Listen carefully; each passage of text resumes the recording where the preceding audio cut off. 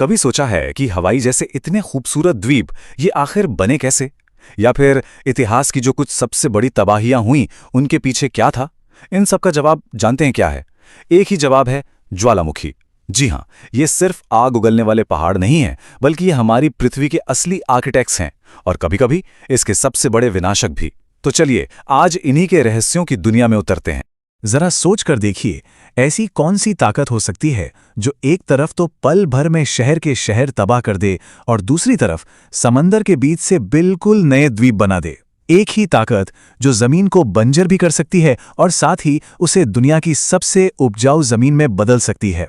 जी हां, हम बात कर रहे हैं ज्वालामुखियों की। तो चलिए सबसे पहले यही समझते हैं कि आखिर ये ज्वालामुखी होता क्या है। मतलब जमीन के नीचे ऐसा क्या चल रहा होता है कि अचानक एक पूरा का पूरा पहाड़ आग उगलने लगता है। इसे ना एक बहुत बड़े मतलब एक विशालकाय प्रेशर कुकर की तरह समझ सकते हैं। होता क्या है कि पृथ्वी के अंदर जब गर्मी और दबाव प्रेशर हद से ज्यादा बढ़ जाता है तो वो अपनी सतह पर कोई कमजोर जगह ढूंढता है और जैसे ही वो जगह मिलती है वहीं से पिघली हुई चट्टानें, गैसें और राख सब कुछ एक जोरदार धमाके के साथ बाहर निकल आता है। बस यही है ज्वालामुखी। तो सवाल है कि ये धमाका होता कैसे है। देखिए, प्रोसेस कुछ ऐसा है।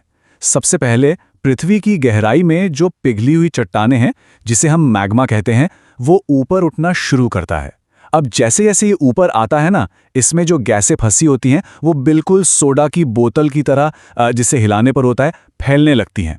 ये गैसें फिर मैग्मा को और भी तेजी से ऊपर की तरफ धकेलती हैं और जब प्रेशर इतना ज्यादा हो जाता है कि जमीन उसे रोक नहीं पाती तो बूम, एक जबरदस्त विस्फोट हो जाता है।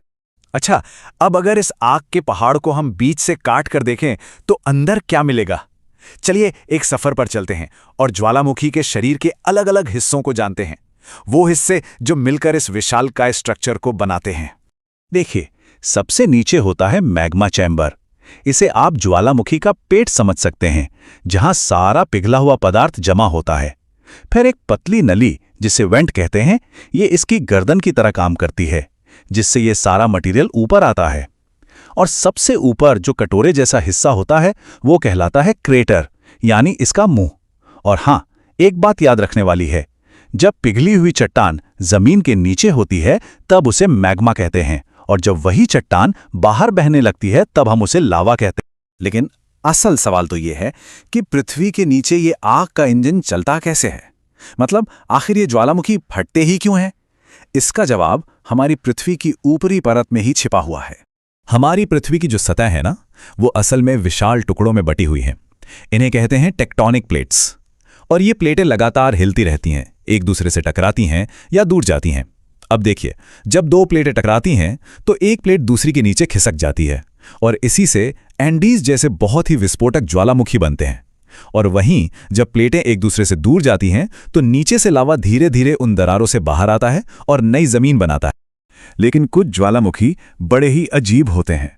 वो इन प्लेटों के किनारों पर नहीं बल्कि ठीक बीच में पाए जाते हैं। अब ऐसा क्यों? ऐसा इसलिए होता है क्योंकि पृथ्वी के अंदर कुछ जगहों पर गर्मी बहुत ही ज्यादा होती है। इन जगहों को हॉटस्पॉट कहते हैं।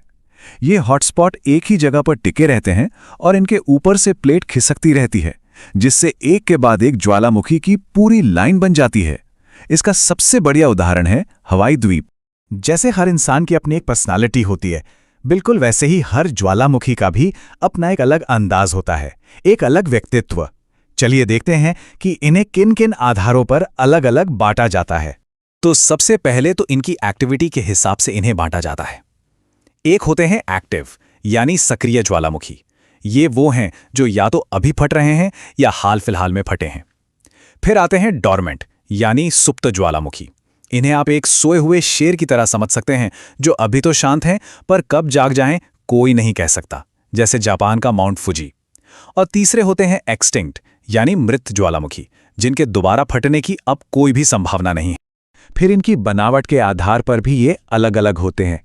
जैसे शील्ड ज्वालामुखी, ये किसी ढाल की तरह चौड़े और फैले हुए होते हैं क्योंकि इनका लावा काफी पतला होता है और दूर तक बह जाता है। फिर आते हैं स्ट्रैटोवोल्केनो, जो अक्सर सबसे खतरनाक माने जाते हैं। ये राख और गाढ़े लावे की परतों से बने होते हैं और एकदम ऊंचे और नुकीले पहाड़ जैसे दिखते हैं, जैसे इटली का माउंट वेसुवियस। और तीसरे हैं सिंडर कोन। ये छोटे कोन के आकार के ज्वालामुखी होते हैं, जो अक्सर बड़े ज्वालामुखियों के आसपास ही मिल जाते हैं।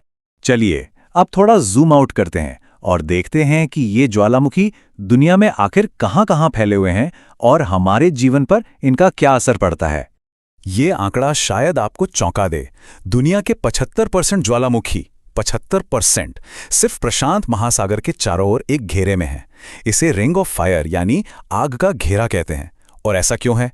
क्योंकि यही वो जगह है जहां दुनिया की सबसे ज्यादा टेक्टोनिक प्लेट्स आपस में टकराती हैं, और इसी वजह से ये दुनिया का सबसे अशांत इलाका है। और हमारे भारत का क्या? जी हां, भारत में भी है। हमारा इकलौता एक्टिव ज्वालामुखी अंडमान में है, जिसका नाम है बैरन आइलैंड।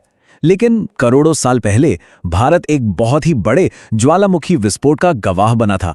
इसी से दक्कन का पठार बना था।